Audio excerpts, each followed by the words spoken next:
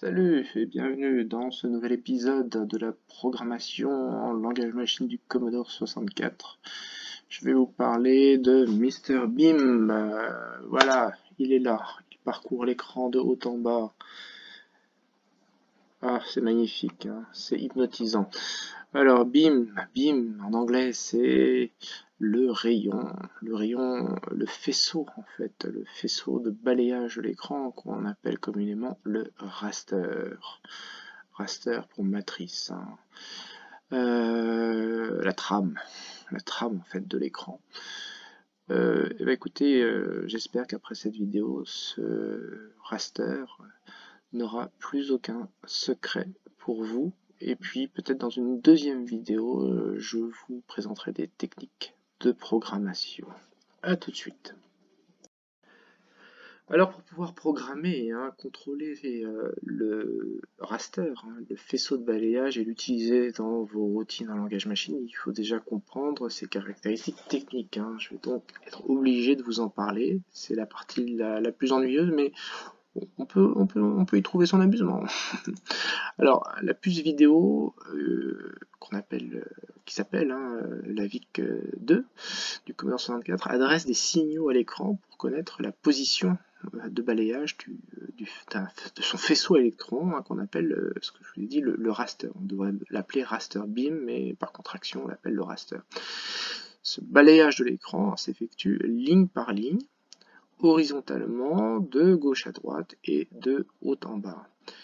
Et lorsque l'écran reçoit ce qu'on appelle un signal de retour horizontal, je vous expliquerai après ce que c'est, le faisceau se place une ligne en dessous à gauche, et puis à l'inverse, lorsqu'il a balayé un certain nombre de lignes horizontales, eh bien la puce VIC-2 va adresser à l'écran un signal de retour vertical, ce qui va provoquer un retour du faisceau raster à sa position initiale et un nouveau cycle de balayage.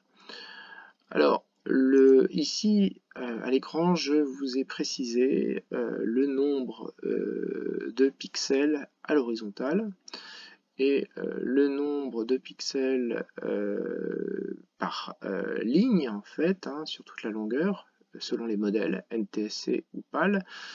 Vous voyez que dans les deux cas, nous avons 504 pixels horizontaux sur 262 lignes pour le modèle NTSC et 312 lignes pour le modèle PAL. Donc le modèle PAL a un nombre de lignes beaucoup plus élevé.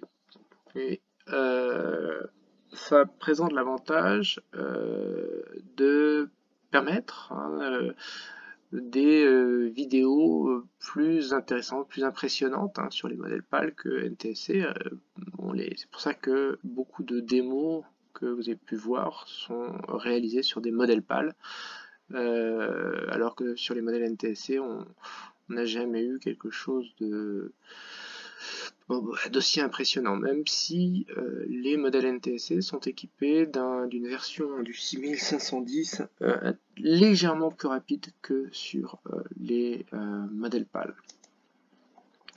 Alors, sur ces pixels, hein, seule une partie est visible, hein, une partie n'est pas visible à l'écran, elle est dissimulée à gauche et à droite, hein, c'est ce qu'on appelle le fameux retour vertical. Vous verrez que parfois on l'appelle le V-Sync pour Vertical Sync pour synchro, hein, ou V-Blank, blank signifiant en anglais le blanc, le vide. Voilà. En haut et en bas, hein, vous avez cette partie dissimulée qui s'appelle le retour horizontal ou H-Sync ou H-Blank. Sur les 312 lignes qui sont parcourues sur un modèle vidéo PAL, vous n'aurez que 284 visibles à l'écran.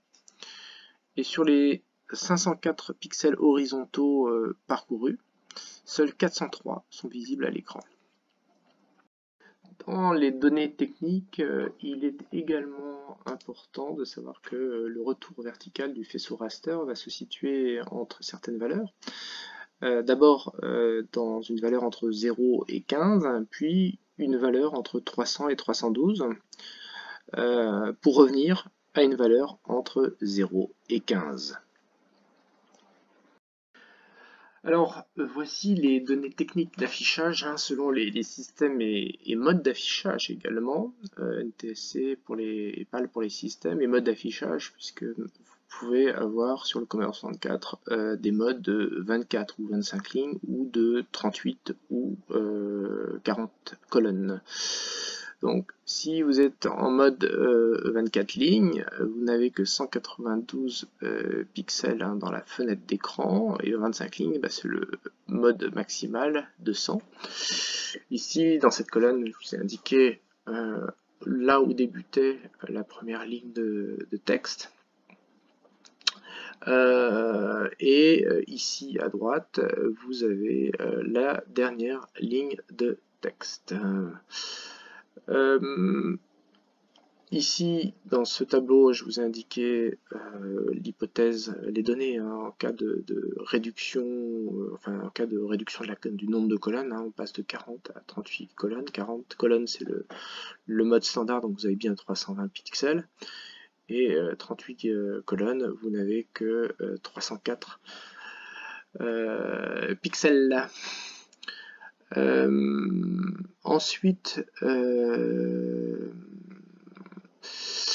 ici je vous ai indiqué dans ces colonnes d'abord les premières coordonnées en X, là où s'affiche le pixel visible sur la fenêtre d'écran, débutant 31 si vous êtes en mode 38 colonnes, et à l'inverse, en mode 40 colonnes, c'est le pixel 24, la dernière coordonnée, ici c'est 334 en mode 38 colonnes et 343 en 40 colonnes. Alors ce qui est important, surtout quand on est appelé à programmer le faisceau de balayage raster, c'est le premier tableau ici, c'est de retenir ces données, savoir à quel moment la ligne de balayage apparaît. Je vous ai indiqué ici des précisions sur le nombre total de lignes selon le modèle choisi, puisque sur les modèles NTSC, il y a eu des évolutions. En revanche, sur le modèle PAL, non, on est toujours resté à un nombre total de 312 lignes, avec toujours 284 lignes visibles. Et je vous ai indiqué ici le nombre de cycles utilisés par la ligne raster, le nombre utilisé par défaut. On verra que parfois ça consomme un peu plus que le nombre de cycles qu'indiqué ici. Et là, je vous ai indiqué le nombre de pixels visibles par ligne sur les modèles en question. Le tableau qui suit précise là où se situe ce qu'on appelle la première ligne V-Sync, vous savez, c'est une ligne qui n'est pas visible à l'écran, et la dernière ligne V-Sync, comment dire, qui est pas visible à l'écran.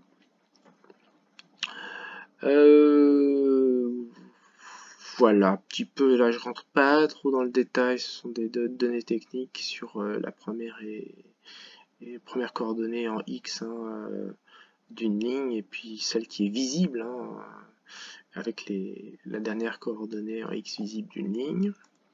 Alors, ce qui est plus intéressant ici, vous verrez, je vous ai fait une représentation graphique de l'affichage sur l'écran d'un modèle vidéo PAL. Hop, il apparaît tout doucement, c'est magnifique, il est visible entièrement à l'écran, en tout cas chez moi il l'est, j'espère qu'il le sera chez vous. Alors, vous voyez, je vous ai indiqué le nombre de pixels, ici total à l'horizontale qui est de 504. 312 ici, c'est le nombre, enfin, plus exactement, c'est 312, c'est le nombre de pixels visible à la verticale. Hein. 312, ça s'arrête à 311 si mes souvenirs sont bons. J'espère que je ne vous dis pas une bêtise, je la vérifie. Puisque nous avons de 0 à 311, ça fait normalement 312 lignes. Hop, ça colle ici, 312, donc c'est le numéro de ligne qui débute après. Je vous ai indiqué sur ce tableau, si vous faites attention un petit peu à tout, à quel moment, ça c'est la ligne 0, hein, à laquelle apparaît le raster, hein, le faisceau de balayage qu'on ne voit pas puisqu'il est dans le retour vertical, et il n'apparaît qu'à partir de la ligne 16. Et ici sur l'écran, vous savez, ça correspond à la bordure, hein, en bleu clair de la bordure de l'écran du Commodore 64. Et le bleu foncé, c'est la fenêtre d'affichage. Donc le faisceau de balayage apparaît dans cette fenêtre d'affichage qui est à la ligne 51. Et il finit à la ligne 250. Donc à partir de 251, il se trouve ici dans la bordure de l'écran. Il n'est plus dans la fenêtre d'affichage. Hein. Et que vous dire d'autre d'intéressant là-dessus? Bon, dans ces données, on voit ici, bon, vous avez le nombre de pixels en largeur, hein, du Commodore 64, le nombre de pixels en hauteur, et également sur les côtés, je vous ai indiqué le nombre de pixels de la bordure d'écran. Alors, le temps accompli en fait, hein, par le faisceau de balayage, c'est une donnée technique importante. Hein. Et ben, il va se mesurer en cycle du processeur, hein, et voilà, comment dire, un processeur, le processeur 6502 et le 6510, le cycle, hein, équivaut à peu près à 1 microseconde. Hein. Donc si une ligne horizontale, hein, comme on l'a vu, est composée de 504 pixels, vous voyez, ce nombre divisé par 8 permet d'obtenir le temps de parcours nécessaire au balayage d'une ligne par le faisceau raster. Donc nous obtenons 63 cycles. Tout est mathématique, c'est merveilleux, c'est formidable. Alors si on reprend maintenant nos calculs, hein, on sait que sur un modèle PAL vous avez 312 lignes de haut, hein, vers le bas. Le nombre de cycles nécessaires pour parcourir l'écran visible, c'est 312 multiplié par 63, dans le meilleur des cas, c'est-à-dire 19 656 cycles. Et le processeur 6510, hein, d'un Commodore 64 PAL est cadencé, vous le savez, à 985 248 Hz. Si vous divisez, hein, ce nombre de 985 246 Hz, hop, je vous l'ai écrit ici, 985 248 hop, oups, ah oui, c'est le problème des claviers, hop, HS, non, il est là, Hertz. Vous divisez donc 986 248 Hz par, je vous ai dit 19 656, hein, c'est-à-dire que c'est égal, tout ceci, attention, c'est égal à, tenez-vous bien, vous allez voir, 50, pardon, 25 Hertz, voilà. Et là, ça vous dit quelque chose, évidemment, vous en avez entendu parler, c'est à peu près, peu de choses près, à 50 Hz, c'est-à-dire 50 fois par seconde pour le taux de rafraîchissement de l'écran de la norme PAL.